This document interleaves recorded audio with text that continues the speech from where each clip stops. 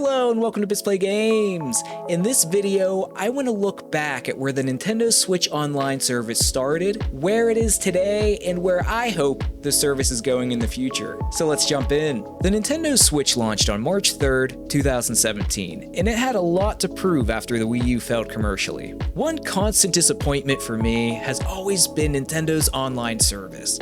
With the lack of voice chat, easy ways to communicate with friends, and unreliable servers for smooth online experiences, Smash Brothers, all of this led to quite the wish list for Nintendo's online service for their new console, the Nintendo Switch. One of the good things Nintendo's Online had going for it for the DS, Wii, and Wii U was that it was free. This is why it was a little shocking when Nintendo announced before the Switch launched that the system would have a paid online service. To Nintendo's credit, they didn't charge for the online leading up to the service, but for me, hearing that the online service would be paid brought both fear and a little bit of hope. I was kind of a little bit in between. On one hand, I thought that maybe with it being a paid service, Nintendo would put the time and money into improving on what it's been lacking in the past. On the other hand, it was a sure possibility Nintendo would do the bare minimum while now getting us to pay for their lack of effort. I feel like we landed somewhere in the middle. The NSO service was supposed to drop late 2017, but was delayed almost a year and launched September 18th, 2018. At launch, the selling points for the service was a collection of 20 NES games that you could play alone or online with your friends as long as you had a subscription, cloud save support for supported games, and online play for supported games. For me, in 2018, the online play and cloud saves should be expected and a standard for an online service, so the only real selling point for me was the NES service. My first thought was that a Netflix-like service for their classic games sounded awesome. Soon after this thought, the grim reality set in that they were probably replacing the Virtual Console with this service. So at this point, the two best things about the Wii U Online were taken away. One, it being free, and two, the Virtual Console. To me, not being able to buy these classic games independently on the eShop is a money grab. Sony has a service now for classic games, and they let you buy the games or play them with subscription, so there's really not an excuse.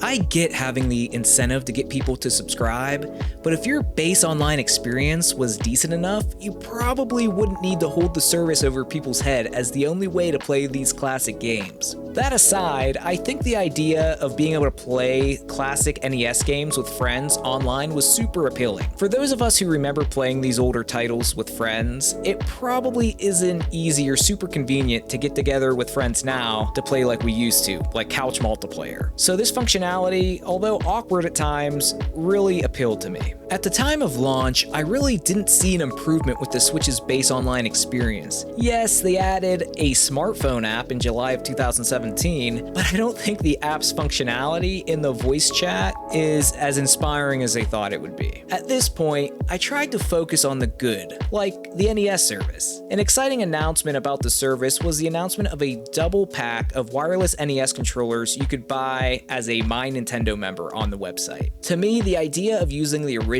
controllers for classic games on the NES and the hope of using original controllers made by Nintendo for future consoles was beyond exciting to me because I just love using original hardware, so that is the perfect mix of emulation for me, especially being made by the same company. The NSO NES app also came with features like restore points, different display filters like a CRT filter, perfect pixel filter depending on what you wanted to use, and a rewind feature that would be added later. When the NSO service first launched, there was a pretty regular monthly NES addition to the library. The service didn't really change too much until February 13th of 2019, when Tetris 99 was shadow dropped by Nintendo after a Nintendo Direct that day. It was included for free with an online membership, and this game blew up fast. Personally, I'm not the biggest Tetris player, but I put hours and hours into this game. It's a battle royale, and competitive nature made it a thrill to play each round to try to get a higher rank.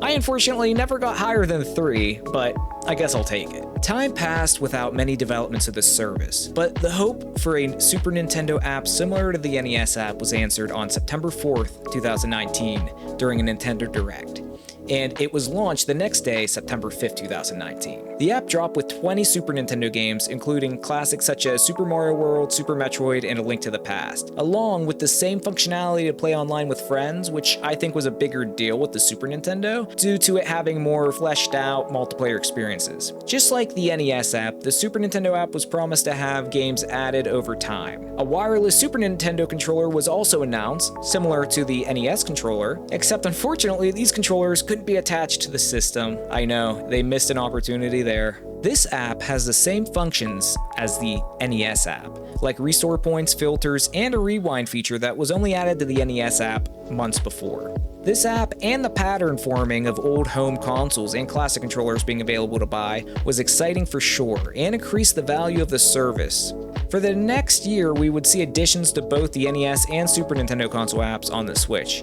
Outside of that, there wasn't any huge developments for the NSO for the next year. Here comes September 3rd, 2020, with Nintendo releasing a Super Mario Bros. 35th Anniversary Nintendo Direct. During this Direct, we got the trailer for Super Mario 35, which was a Tetris 99-like experience where you competed against 34 other players racing through the original Super Mario Bros. Levels, while sending enemies to other players and them doing the same to you. The goal was simple: be the last Mario standing by surviving the levels, the enemy, and the timer. I love this game. It's one of the few Battle Royale type games I got multiple first places in, and when that happens, yeah, I'm gonna like it a little bit more. It really got me back into 2D Mario, and unlike other similar games, this one kept me coming back for more. I would consider this game to be another win for the NSO, but it was short-lived. Nintendo turned off the servers for Super Mario 35 on April 1st, 2021. What kind of joke is that? This game was up for 6 months and then taken down. I get doing special events or items for an anniversary,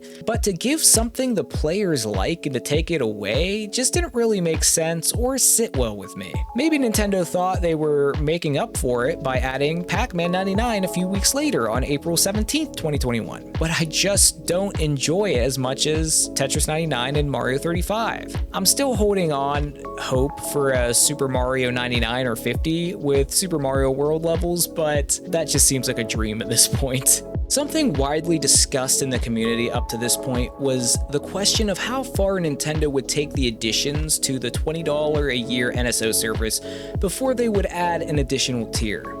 At the time, it was highly speculated that we would get a Game Boy NSO app next, which would most likely not be a reason to increase the price. But if Game Boy Advance games would come, that would probably be a different story. The N64 didn't feel too likely as of October 2021, but Nintendo does things on their own timeline. The question of what was next was answered during Nintendo's September 23rd, 2021 Nintendo Direct. During this Direct, they had a new NSO trailer, which didn't waste any time. The first thing we see is the intro for Ocarina of Time Fill the Screen, followed by snippets of other N64 games, which included Super Mario 64, Yoshi's Story, Dr. Mario 64, Star Fox 64, Winback Covert Operations, Sin and Punishment, Mario Kart 64, and Mario Tennis. If that wasn't good enough, this was immediately followed with a trailer for a Sega Genesis app on the NSO. I mean, that's just crazy to me. Right away, it's just like, oh, they're bringing Sega in for, I thought the NSO was just gonna be Nintendo. But heck, they're bringing that back, and they also announced wireless controllers for both of these apps, both of which were gonna be $50. And then the N64 NSO app would eventually be exclusive to the expansion pack, which we're gonna talk about. But to me, going back to the controllers, $50 for the controllers seemed a little steep. I mean, it makes a little more sense for the N64 wireless controller, but I don't know how you can justify $50 for the Sega Genesis controller. I assume it has to do something with the licensing and getting them in the first place, so I can understand it by that logic, but the Sega Genesis controller remains the only NSO controller, classic controller, that I haven't bought yet. The possibilities started to fill my mind of playing these great multiplayer experiences with my friends and family online. As for the Sega Genesis edition, I thought it was a good sign Nintendo would be open to adding other company consoles, systems to the app, like Sega Dreamcast, I don't know, just spitballing here. But on the other hand, at that point I would rather have gotten GBA games instead of the Genesis. This sentiment was carried by others online, especially since there was already a Sega Genesis collection available on the eShop that included a lot of the same games that was announced for the NSO app. It's a win for Genesis fans though. Before the launch of the expansion pack, there was an Animal Crossing Direct which went over an update for the game as well as paid DLC called Happy Home Paradise. This Direct announced that the DLC would be included for free with an expansion pack membership. This gave us a little more insight of what we should expect moving forward with the higher tier. The expansion pack launched a little over a month after its announcement on October 25th, 2021, and was priced at $50 a year for an individual plan and $80 a year for an 8-person family plan. The launch had mixed reactions. Personally, I didn't notice any of these issues with the service when I started to use it online, but there was a mixed reception about it, like how the multiplayer games held up playing online with friends, and I guess some graphical and input lag issues with games like Ocarina of Time. This picture can pretty much sum up what I'm talking about. Nintendo has since fixed a lot of these issues, at least from what I can understand, but I still think the experience could be a little spotty when you're playing with your friends online. I still can't believe I was able to get the N64 wireless controller as early as I did, especially after seeing online many weren't as lucky as me. I enjoyed my early time with the expansion pack and the N64 app despite its issues. Notable additions to the expansion pack in the following 6 months included the Mario Kart 8 Deluxe Booster Course Pass, which was announced in the February 9th, 2022 Nintendo Direct, and on April 22nd, 2022, the Splatoon Octo expansion was added for members. The Booster Course Pass was already a good value at $25 for 48 new courses, so it being added to the expansion pack really helped the price point of the service. Outside of these two additions, I don't think there were many improvements to the service until February 8th, 2023, during the Nintendo Direct that day. Near the end of the Direct, there was an update trailer for the NSO, and it started off with a Game Boy powering on. I mean, that just gives you chills. You just hear that ding, and you know what's coming. When I saw this, I was excited, but I wasn't surprised. I figured Nintendo would add Game Boy eventually, and then months later, Game Boy Color games, and then sometime after that, Game Boy Advance games. You know how Nintendo is. However, shortly into the trailer, when they were quickly showing footage of Game Boy games, they showed The Legend of Zelda Link's Awakening DX, which is a Game Boy Color game. This reminded me that Nintendo doesn't really look at the Game Boy Color as a different system than the Game Boy, but rather as like an iteration of the Game Boy. I mean, hey, they can look at it however they want. I was just happy we were getting Game Boy Color games. The games announced for launch was Tetris, Super Mario Land 2, The Legend of Zelda Link's Awakening DX, Gargoyle's Quest, Game & Watch Gallery 3, Alone in the Dark, The New Nightmare, Metroid 2 Return of Samus, Wario Land 3, and Kirby's Dream Land. I'd say this is a pretty good starting collection to get lost in. For me, the big surprise came when directly after the Game Boy NSO video, we see a Game Boy Advance booting up. I mean, talk about just like a moment where you're like, whoa, what's going on here? This was a very not Nintendo move here. I really didn't expect them to do Game Boy Color, and Game Boy Advance all at the same time. The GBA games were only included in the expansion pack, but I thought it was a smart move to add a system for the base NSO and a system for the expansion pack. That way you're kind of making everybody happy. The games for the Game Boy Advance announced at launch were Super Mario Bros. Advance 4, Super Mario Bros. 3, WarioWare Inc. Mega Micro Games, Kuru Kurin, Mario Kart Super Circuit, Mario Luigi Superstar Saga, and The Legend of Zelda Minish Cap. The GBA has the most potential in my eyes for online play with friends because you would actually have your own screen instead of the split screen, and for me, at least, I missed out on a lot of multiplayer experiences on the Game Boy Advance because I didn't have enough friends or connector cables, so I had a lot of problems going on. But to top everything off, both apps were available that day after the Direct, and there are so many good Game Boy and Game Boy Advance games to pull from, so the potential of these apps to provide entertainment for the foreseeable future is pretty high to say the least. Fast forward to the Nintendo Direct Direct on September 14th, 2023, where they announced F-Zero 99. F-Zero 99 is an amazing game. It actually runs super smooth,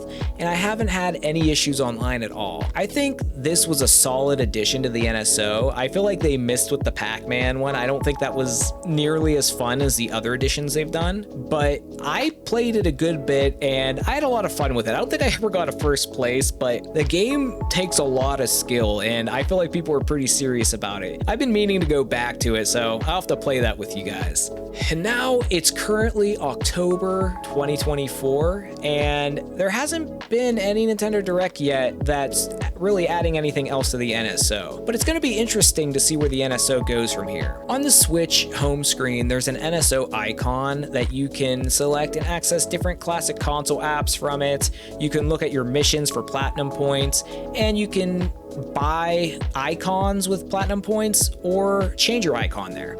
I'd say the app is a half step to the Switch 2. If they call it the Switch 2, they could easily transfer this icon over and still call it Nintendo Switch Online. I hope that they evolve this app though. It's nice to be able to see all your console apps in one place and to be able to earn new icon elements, but the least for me, I need it to run better. It runs pretty laggy and it's just really slow. And I'd also like all the classic console apps to be in one place, like the whole library to just navigate through instead of having to open up each individual app separately. I feel like that just makes the home screen just cluttered for no reason.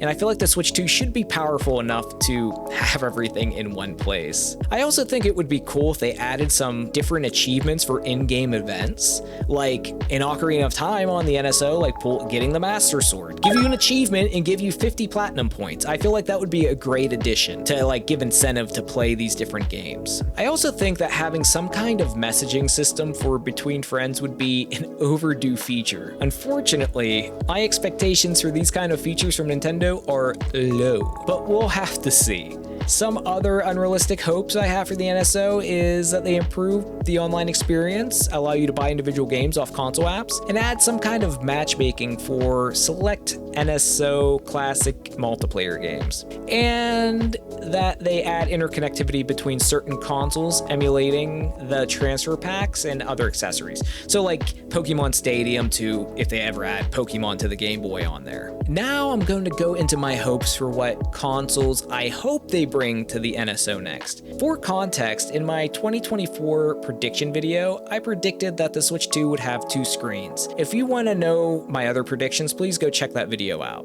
If the Switch 2 does have 2 screens or a detachable screen, it not only brings the possibility of the Nintendo DS coming to the NSO, but it also means 3DS could also come. Given that Nintendo has shut down the eShop for the 3DS, there is no commercial way Nintendo could leverage these systems right now or their massive libraries. It would be awesome to be able to play these games on the Switch. There's a big question that comes up if Nintendo decides to do this. A big selling point Nintendo has been hammering home is that the console NSO apps you can play online with friends. Online matchmaking started to become a big thing on the DS with Mario Kart DS, and even more so on the 3DS. I highly doubt Nintendo would allow matchmaking on these emulated versions, but it would be awesome if they did. These are the portable systems I hope will come to the Switch or Switch 2, but I could also see Nintendo surprise dropping the Sega Game Gear or something like that as far as portable goes. For home consoles, I think the next obvious choice would be, come on, it's the GameCube. The GameCube was just such a great console, and I've talked to so many people who just love the system.